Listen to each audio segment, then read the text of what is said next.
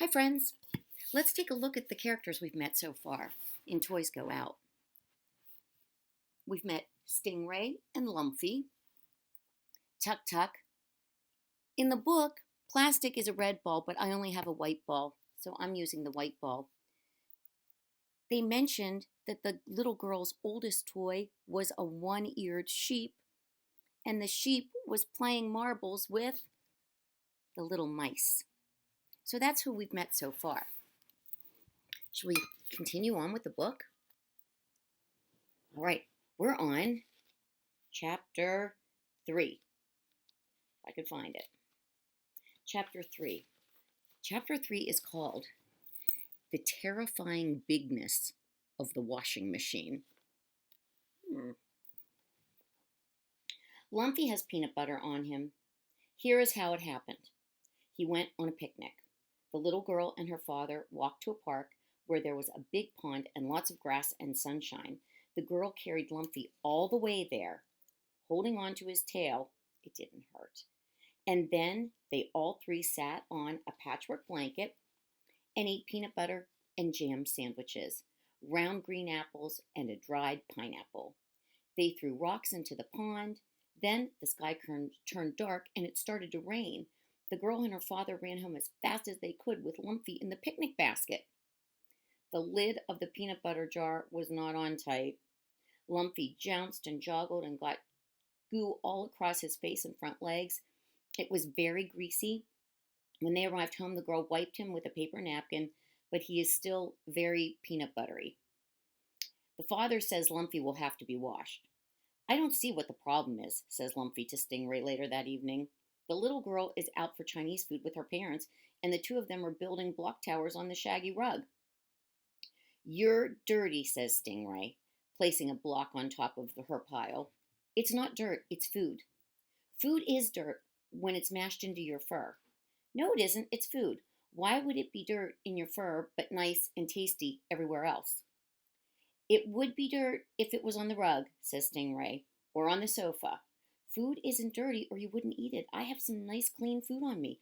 I don't see that it's a problem and I don't need washing. If people think it's dirty, then it is, Stingray said. Plastic rolls by on her way to visit the rocking horse in the corner. People bigger than you. If people bigger than you think it's dirty, then it is. Clean is better than dirty, explained Stingray, like neat is better than messy. And smart is good.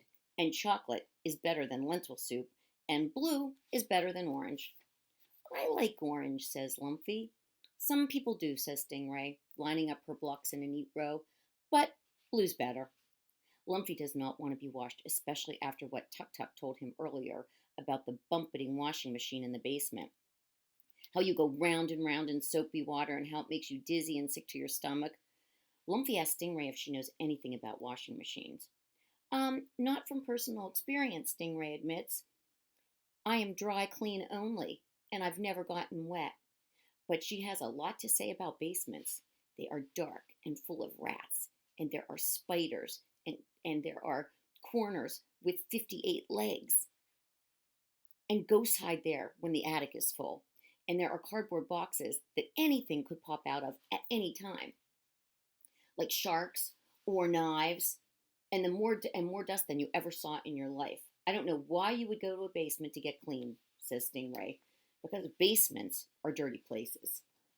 That night, Lumpy tells Plastic and Stingray he'll be going away for a while. He keeps his planned hiding place top secret, even from his friends. He doesn't want to take any chances of being discovered. Then he creeps into the closet, squeezing himself back behind a shoebox on the floor. He figures that if the little girl doesn't see him for a few weeks, she'll forget all about washing him. When he emerges from the closet, he'll still be greasy, but she'll think that that's just the way it is, not anything that needs to be changed. I am a greasy buffalo, he says to himself, and it sounds pretty tough. For 3 days he waits in the closet with only dust and socks for company. He hopes his peanut buttery smell doesn't give him away. He waits, and he waits, and he waits. He does not come out, even when the little girl is at school or asleep, because what if she came home early or woke up from a nightmare? He can't risk it. He is lonely all by himself in the closet. One day, the little girl is searching for a particular pair of socks. She opens the door and begins rummaging right near where Lumpy is hiding. She's moving shoes and boxes and other bits of clutter. Peanut butter, she says to her mother. What smells like peanut butter? Lumpy dives headfirst into a soccer shoe. It is muddy from the girls' practice the day before. He's too big for it, and so he has to scrunch his head all the way down into the toe in order to hide. Even then, his bottom is sticking out pretty far, and he's worried about being found, and this tail wags back and forth without him doing it on purpose. He holds his breath and tries to stop his tail, but it won't stop. He tries to squeeze his bottom in, but it won't go in. It won't squeeze. He tries not to smell like peanut butter, but he stinks. The little girl roots around in the closet for 8 days. Well, it's really 8 minutes, but it feels like 8 days to Lumpy. Finally, the little girl finds her particular sock and goes away. Lumpy tries to get out. He wiggles, he woggles, he grumps, he humps, he pushes, but he's still in the shoe, with his bottom sticking out. Help, he yells, but he is in too deep for anyone to hear him. It is a long day and a long night stuck in a shoe. Around 4 a.m., the one-eared sheep wanders into the closet. Here comes the one-eyed sheep looking in the closet. She settles down next to the shoe and has herself a lovely munch, pulling the lace out bit by bit. She hears wurfle wumpful noise, and it is irritating, but she doesn't let it bother her. Pretty soon the sound quiets down to nothing. When she is done chewing on the lace, Sheep is mildly surprised to find herself in the closet. She burps and goes out to play pickup sticks with the toy mice. 2 hours later, Lumpy, who fell asleep wedged in the dampness of the soccer shoe, wakes up to find he can lift his head. The lace had been chewed into 14 small pieces, and without it, the shoe flops open. Lumpy waggles his shoulders and stands up. Then he steps gingerly out and creeps into the bedroom to find the one-eared sheep asleep on the rug. Little sheep is asleep. Thanks, he whispers, nuzzling her woolly face. You're a true friend. Sheep has no idea what he's talking about. Just then the little girl rolls over and makes a mumbly noise. She's waking up. Rolumpa, rumpa lumpa. Lumpy gallops at top speed and dives behind the rocking horse in the corner. The girl stands and puts on her clothes. Then she begins looking around, under the bed, behind the bookshelf, even in the back of the closet where Lumpy used to be hiding. She's searching the room as if she's lost something, rooting through the toy shelf, tossing whirly tops and colored markers and board games and mice every which way. Then Lumpy hears a sad sound. He's heard it before, but not often. The little girl is crying. He's not here, she said, and I need him.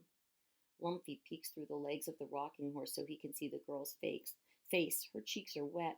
Lumpy, Lumpy. The girl throws herself on the bed, buries her face in her pillow, and weeps. She misses me, Lumpy realizes.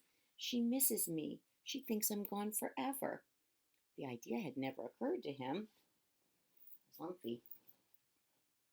He's feeling very loved right now. The idea had never occurred to him. He rushed out from behind the horse. Ah, he remembers the washing machine and runs back behind the horse's leg. Ah, the little girl still crying. Ah, the washer, back behind the legs, crying out, washer back, cry, wash, out, back. Ah, Lumpy cannot stand it anymore. He loves the little girl, and he hates to make her cry. So although he is desperately afraid of the washing machine and of the deep, dark basement with ghosts and rats, he creeps out from behind the horse while the little girl is sobbing in her pillow. Quietly, Lumpy tips over one of the green rubber boots sitting near the foot of the bed. Then he lies down, very cleverly, right in front of the boot, as if he'd been there and only spilled out when the boot tipped over. When the girl stops crying and looks around for a tissue, she sees Lumpy lying there. She picks him up and kisses him all over his peanut buttery face, squeezing him until he thinks his buffalo teeth might fall out. Lumpy, you were in my boot. She pets his head. How did you get in my boot, you sweetie, sweetie? For a moment, life is wonderful. Lumpy is happy. Then the girl smells him.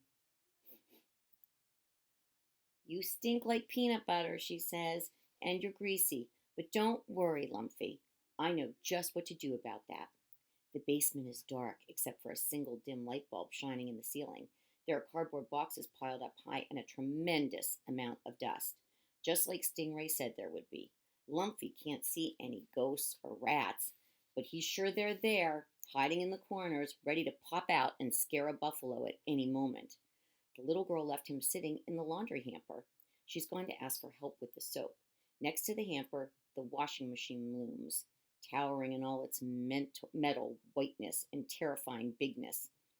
Lumpy shuts his eyes and tries not to ponder. But he ponders it anyway. He could scramble out of the hamper, he thinks, and hide himself in a corner, but no, there might be a ghost there, and the little girl would miss him. He could try to climb the stairs, but he's not sure he can make it. And even if he got to the top, the girl would just find him on the floor at the top of the stairs. I'm a greasy buffalo, he says to himself, because it sounds tough, but he doesn't feel much better and shuts his eyes to block out the sight of the big machine. There's what the basement looks like. And there's Lumpy in the hamper. There's the big white washing machine. Quiet, are you? Says a friendly voice. Shoot, I was hoping for some more company. Lumpy opens one eye. Who's talking? Me, Frank, says the voice. Who else would it be? Frank? The washer, says the washing machine. Lumpy opens his other eye. The machine isn't moving, but it is certainly making conversation. I didn't expect you to talk, says Lumpy in a small voice. No one ever does. It's a lonely life, says Frank. Just me and a dryer that never has anything interesting to say. Rumbles the dryer, a large brown contraption sitting next to Frank. Well, you don't, do you? Says Frank testily. Umph, says the dryer. This is how it is all day, complains Frank. She's never any fun. What's that on you? Applesauce? Peanut butter. Don't worry, I can fix you right up. Peanut butter is no problem. I've done it a lot of times before. I am an excellent washing machine, top of my game, not that anyone really notices. Tuck Tuck never told me about you, says Lumpy, standing up on his hind legs. What is Tuck Tuck? A towel, a yellow one with frayed edges. Oh, I think I've seen her around. Complains the dryer. Exactly, says Frank. Those towels are stuck up. None of them ever says a word to either one of us. It's like they think they're so popular. Do you talk to them? Asks Lumpy. Oh, they're busy amongst themselves, says Frank. I can't get a word in edgewise. Not that they'd ever pay me any attention anyway. Tuck Tuck is beautiful, says Lumpy, who is very loyal. Pretty is as pretty does, that's what I say. Maybe she doesn't know that you talk. Frank had never thought of that. If you don't talk to her, I bet she doesn't know.